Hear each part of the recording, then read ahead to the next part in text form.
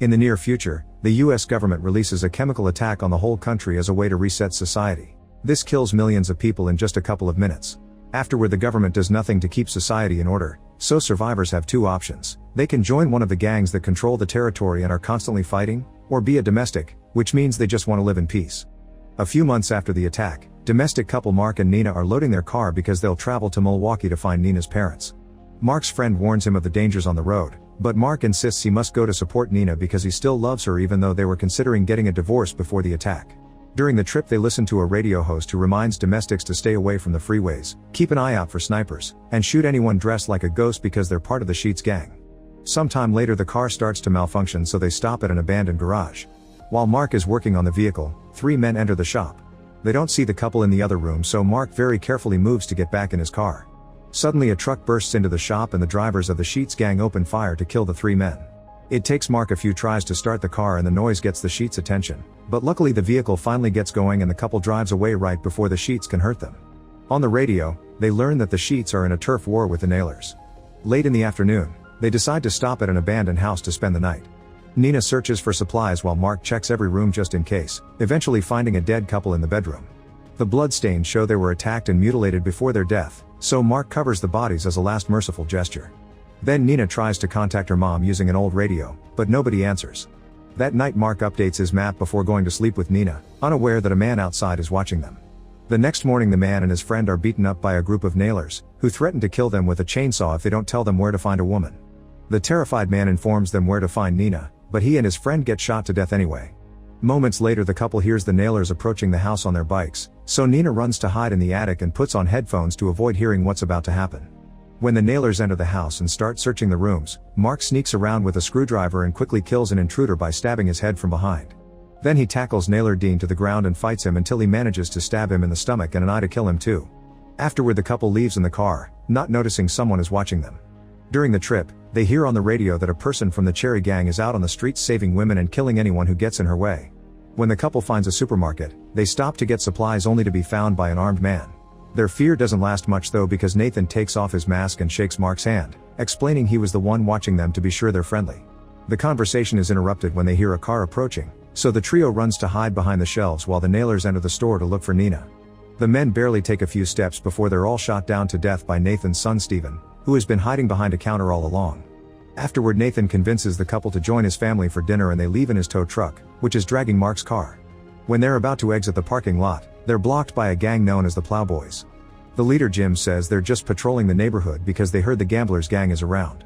There's a woman called Betsy trapped in the Gamblers truck and Jim reveals she's the Cherry mentioned on the radio, yet he's already taking an interest in Nina. Stephen gets his gun ready to shoot if necessary, but Nathan has a good relationship with Jim and convinces him to open the road so his group can leave. They don't notice they're being watched by Dean, who is alive after all. Later, Nina and Mark have dinner with Nathan, his wife, and his two kids. The tension between Nina and Mark while they talk about their life is pretty clear, but Nathan and his wife are affectionate and even dance together. After dinner, Nathan tells Mark the hamburgers they've eaten were made with human flesh. Feeling sick, Mark asks Nathan not to tell Nina the truth and announces they're leaving. However, Nathan forces him to stay with a deadly threat. Suddenly, Dean enters the house using Nathan's daughter as a shield. He asks for Nina and Mark, and Nathan agrees to exchange them for his daughter without hesitation. As Dean pushes the girl forward, Stephen sneaks around to cut Dean's ankles, causing him to fall and fire his gun. Nathan's wife is shot down as Mark drags Nina away. Then Stephen jumps on Dean and starts stabbing him over and over while Dean reaches for his gun. Outside, the couple hears a few shots before taking Nathan's car to escape. Once they're back on the road, Nina says she doesn't want to travel with Mark anymore and the couple gets into an argument about the situation. The Gamblers see them coming and spin a wheel, which lands on a skull. This means the sniper must open fire. The bullet hits Nina in the shoulder, so Mark immediately turns the car around to return to town. Meanwhile, Nathan calls Jim to tell him he can have the couple. Jim gets excited and goes looking for his men, only to find them all dead. Suddenly, Betsy hits him from behind with a pipe to knock him out, then she frees all the women the gang captured. After taking some guns from a table, Betsy leaves in a police car. Moments later, she gets annoyed by the noises coming from Jim in the trunk, so she stops the car and shoots him in the leg. At that moment, she notices something moving in the forest and goes after it, forgetting her keys in the trunk lock. The next morning, Nina wakes up inside a cabin with a bandage on her shoulder. Mark isn't around, but he left a note saying he went looking for food.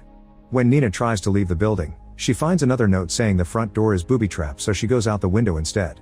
She looks around and finds a car in the garage, so she rushes back inside to pack her bag intending to leave alone. At that moment she finds a note telling her to listen to music, and one more note indicating which record has her favorite song. On the final note, Mark apologizes and begs her not to give up on their marriage. Feeling guilty, Nina doesn't leave and instead stays in the cabin to dance to her favorite music while drinking a lot. Betsy watches her dance until Nina takes a break, then Betsy returns to the car and finally kills Jim. In the meantime, Mark enters an abandoned house and finds 2 prisoners with bags on their heads. When he removes them, he's shocked to see Nathan and Stephen. Suddenly a madman called William appears behind him with a gun and makes Mark drop his weapon. William explains he loves ultraviolence and brings out his slave Bill the Big. Bill and Mark must fight to the death, and if Mark refuses to participate, William will shoot Nathan and Stephen.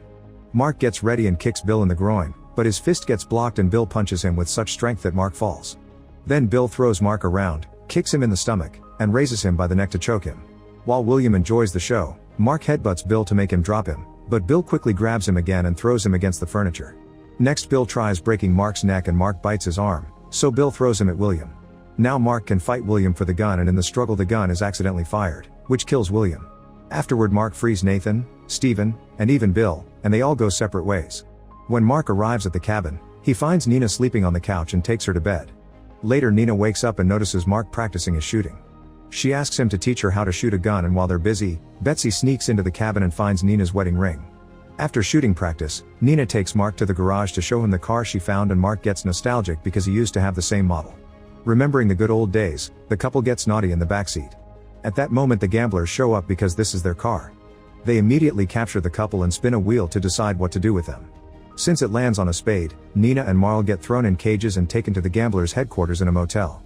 The place is a complete mess and people are drinking or fighting in every corner. The receptionist takes their names and realizes they're married, so he sends them to the Snake Eyes suite. There, a host starts taking bets while the couple gets a hand tied to the chairs and the other hand painfully drilled into a pair of guns on a table. One bullet is loaded into each gun to play Russian roulette, and the host warns them that if they don't shoot the gun when he tells them to, 2 more bullets will be added. If they survive 6 rounds, they'll be allowed to leave. Mark tells Nina to shoot without hesitation, but Nina negotiates with the host. She wants 3 more bullets in Mark's gun, and in exchange they only have to surround 2 rounds. The host agrees, and after the bullets are loaded, the game begins. The gamblers count down and both guns are fired, but nobody gets hurt. Unfortunately, on the second round Nina's gun shoots the only bullet and it lands in Mark's shoulder. Wanda starts fighting another gambler over the bet money, and the host gets distracted by trying to calm them down. Nina keeps on pulling at her bindings until he frees her hand and steals the host's gun from his boot. She shoots the man twice before firing at the table to release their hands. As she helps Mark walk, Nina uses the gun as a threat to keep everyone at bay and shoots the host again when he tries asking for help, finally killing him. Wanda wants revenge, but nobody is armed in that room, so she tells the others to let the couple go for now. As soon as Mark and Nina are out, Wanda and the others run to get their guns. The duo tries to find a working car and is seen by snipers on the roof, but before they can open fire, they're shot down by Betsy first. The couple drives away in a car as Wanda and the other gamblers come out with open fire, but they don't land any shots. A frustrated Wanda punches a fellow gambler before announcing they're going after Nina. A few hours later, Mark wakes up in Nina's childhood home in Milwaukee. The neighbors tell Nina that her father died of an illness and her mother self-deleted to be with him, which they know thanks to a letter she left behind. After Nina reads the letter, she asks the neighbors how they managed to keep a peaceful life in the suburbs.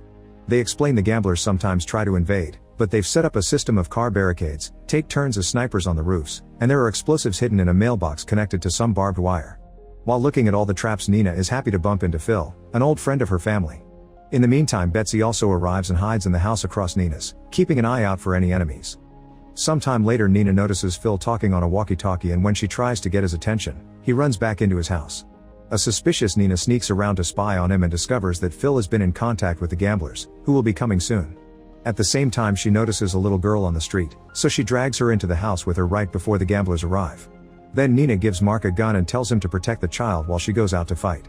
The gamblers leave their cars and look around until suddenly Nina opens fire, killing a few gang members. The group rushes to hide behind the car and fires back, forcing Nina to take cover.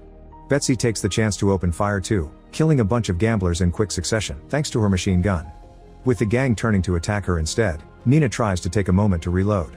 A gambler approaches her from behind, but before he can act, Mark shoots him through the window. Wanda refuses to give up and wants to keep fighting, so the neighbor on guard duty starts shooting as well from the roof. Betsy runs out of bullets and has to hide while Nina throws a homemade smoke grenade into the middle of the street. In the house, a gang member surprises Mark from behind and starts choking him.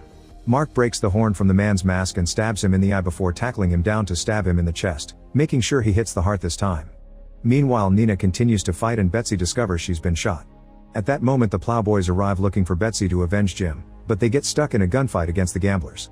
The gangs keep shooting at each other while the plowboys' truck easily destroys the car barricade. Nina uses the chance to activate the barbed wire, and as soon as the truck touches it, a big explosion brings it down. The neighbor guard comes down and shoots the last gambler man, only to be quickly killed by Wanda. Inside the house, Betsy approaches Mark and gives him back Nina's wedding ring. At that moment Wanda comes in and shoots Betsy in the head. She gets ready to kill Mark too, but Nina shows up and brings her down first. Now that all the gangsters are dead, Nina goes to Phil's house to kill him too, but he's already dead. After confirming Phil has a gang tattoo, she sees her father's favorite gun on the table and takes it back. On her way out, Nina sees the child staring creepily at Phil's house, making her wonder if she did it since there were rumors of a gang formed by children. Afterward, Nina gives Mark her father's gun and in return he puts the wedding ring back on her finger. Once they've recovered from their wounds, the couple goes back to the road to hunt down gang members and protect other domestics. The radio host warns his public not to mess with them. Make sure to subscribe and turn on notifications so you can watch more videos like this. Thanks for watching.